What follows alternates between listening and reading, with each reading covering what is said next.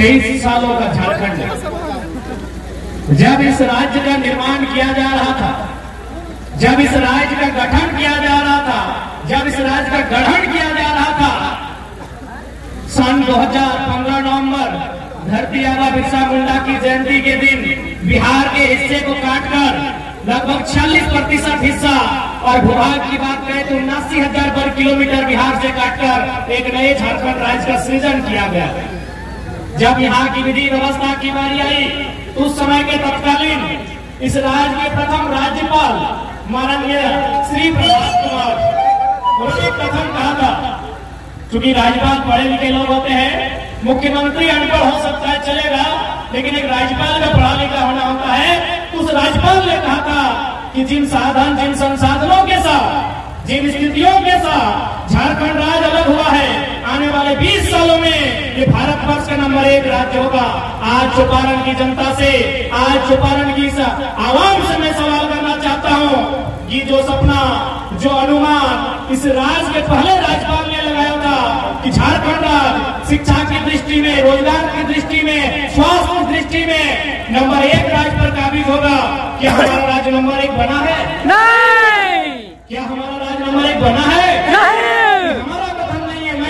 मेरी उम्र उस समय 7-8 साल होगी, 7-8 साल भी नहीं, 6 साल, मात्र 6 साल हमारी आयु थी। मेरा कथन नहीं है, ये इस राज्य के पहले राज्यपाल का कथन है कि भारत की जो मानचित्र होगा, उस मानचित्र में झारखंड नंबर 1 राज्य होगा। लेकिन आज झारखंड नंबर 1 राज्य नहीं बना पाया है, अभी तो नंबर 2, 3, 4 पर है, पीछे से, आगे से नहीं। कि हमारा राज्य पीछे से, आपको चाहे शिक्षा की बात करें, स्वास्थ्य की बात करें, रोजगार की बात करें, या फिर तकनीकी की बात करें, या फिर अन्य बुनियादी ढांचों की बात करें, यह राज्य पीछे से है, नंबर 2 पे है, नंबर 3 पे है। तो कारण क्या है? ये तो मानते हैं कि राज्य पिछड़ा है, लेकिन कारण क्या है? और पिछड़ा रहने का कारण अगर हमारे पास होता, हमारे पास सुविधाएं नहीं होती, हमारे पास रिसोर्सेस नहीं होते, हमारे पास साधन संसाधन नहीं होते, उसके बाद अगर हम पिछड़े राज्य की गिनती में आते तो अपनी नीति को स्वीकार करते, अपने भाग्य को कोसते, हम स्वीकार करते कि हमारे पास साधन नहीं है। लेकिन 40%, 1-2 नहीं, पूरा 40% खनिज संपदा देने वाला राज्य अगर पीछे नंबर 1-2 पर है तो सवाल खड़ा करना पड़ता है। हमें सोचना पड़ता है, हमें समझना पड़ता है कि 40% खनिज देने वाला राज्य वो नंबर 2 पे क्यों, वो नंबर 3 पे क्यों पीछे से? हमारे पास अगर साधन संसाधन नहीं होते तो हम नियति को दोष देते हैं, हम अपने भाग्य को कोसते हैं कि हमारे भाग्य में नहीं है, हमारी नियति में नहीं है, हमारी तकदीर में नहीं है।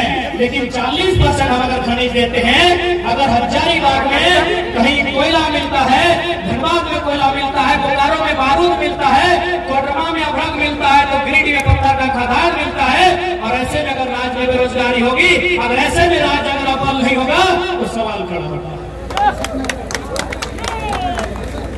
तो अगर आज बात किया जाए कि हमारी फेलिटी कहाँ रही, किन कारणों से हमारा राज्य फेलियर रहा, कहाँ हमसे दोष हुई, कहाँ हमसे चूक हुई, कहाँ हमसे भूल हुई, तो जैसा कि हमारे पूर्व के वक्ताओं ने कहा कि कहीं ना कहीं हमें राजनीतिक भूल हुई, हम लोग राजनीतिक चेतना को नहीं समझ पाए, हम लोग अपने मताधिकार को नहीं समझ पाए, हम डॉक्टर बाबा साहब 1 पर्सन 1 वोट 1 वैल्यू के महत्व को नहीं समझ पाए, इसलिए आज हमारा नुकसान हुआ।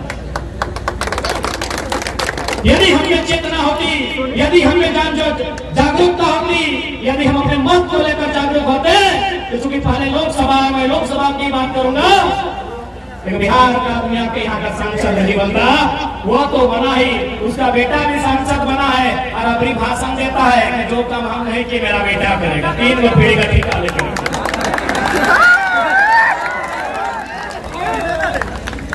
अभी जो वर्तमान में हजारीबाग लोकसभा है ना, अभी जो वर्तमान के सांसद हैं, अभी जो वर्तमान के सांसद हैं, सांसद से बकायदा केंद्र मंत्री भी रहे, ये भी केंद्र में राज्य मंत्री रहे। अब ये कहीं जाते हैं किसी योजना में तो अपना बेटा को बगल में फोटो खिंचाते हैं, आज के डेट में थोड़ा फोटो खिंचवा लो भी सोचता है, तो फोटो खिंचा के बोलते हैं कि जो काम हम नहीं किए मेरा बेटा पूरा करेगा। तो ये धिक्कार है कि नहीं? झारखंडी जनमानस के ऊपर एक सवाल है कि नहीं क्या हम लोग जीवन भर एक भीड़ बनने के लिए पैदा हुए हैं? क्या हमारी आने वाली पीढ़ी यूं ही पलायन करेगी? इसके लिए कहीं ना कहीं हमें राजनीतिक चेतना का अभाव रहा। हम लोगों ने नेतृत्व करने का अवसर नहीं चुना, और जो लोग नेतृत्व करने के लिए गए हमने उन्हें स्वीकारा नहीं।